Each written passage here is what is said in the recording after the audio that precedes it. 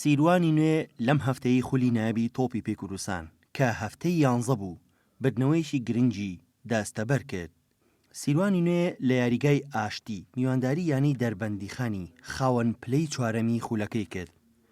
جێمی یەکەم یانەی میوان باڵادەست بوون، بەڵام ئەنجامی ئەو تایمە پێچەوانی ئاستی یاریەکە بوو بە گۆڵێک بۆ کوڕەلاوەکانی سیروان لە ڕێگەی یاریزان ڕازگۆ فەریقەوە.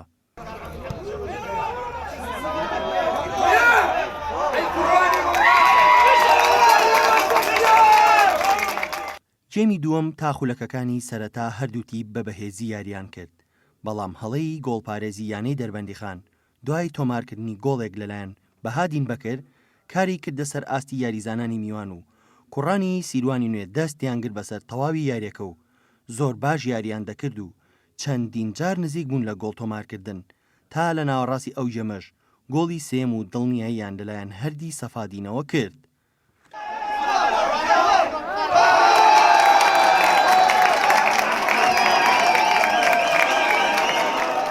باز بخوا ئەم یاری ئەمڕۆمان زۆر گرنگ بوو، یانی چکە ئێمە لە سەدارا بووین سێ خاڵەکەی ژەوەی تر گڕوتینی بە یاریزانەکانی ئەتوانیمان شوێنپێی خۆمان زیاتر لە ڕیزبەندیەکەما قایم بکەین.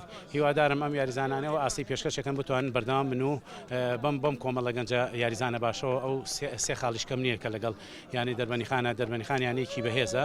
سوپاس بخوا توانیمان سێ خاڵ یاریەکە بەدەست بێنین. ئەمە عادەتی تۆی پێیە کە لە پێشەوە گۆڵ نەکەی گۆڵ ئەخۆیت. ئێمەشەوە گێم یەکەمەمان توانی هەر یاریەکە یەکلا بکەینەوە، ئەوانیش فرسەیەکیان نەبوو بەڕاستی کەس لە گێم یەکەمە ئێمە چەندین فرسەی تر کە 100 گۆڵ بوو نەماتوانی گۆڵی پێ بکەین، ئەوانیش توانیان لە فرسەیەکە گۆڵی یەکەم تۆمار بکەن و گێمی دووەمش کە دەستی پێکرد بە هەڵەیەکی گۆڵپارێز گۆڵی دووەممان خوارد و تەواو یاریەکەمان لە دەستدا. ئینشەڵڵا خۆمان ئامادەکەین بۆ یاری داهاتوو لە یاریگای خۆمان بەرامبەر زێرەڤانی. ئێمە ئامادەکاریی باشمان کرد بۆ میارە، چونکە لە جەولەی یەکەم ئاخرم یاریەکەوە لە یاریگای خۆمانە بیکەین، ئەوە سێ خاڵەکەمان بووینە بۆی لە پێشەوەی ڕیزبەندی بمێنین و سپاس بەخوا سێ خاڵی یاریەکەمان بەدەستێنا و توانیمان ئاسێکی باش پێشکەشین و ئەشمانتوانی ئەنجامەکە زیاتر بکەین، بەڵام ئەو سێ خاڵە زۆر زەرور بوو، ئێمە سپاس بەخوا بەدەستمانینە.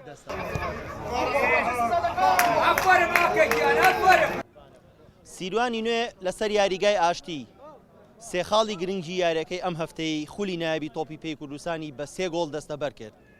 بەم سێ خاڵەش جێپەی خۆی قایمتر کرد لە ڕیزبەندی یەکەمی خولی نایبی تۆپی پێی کوردستان.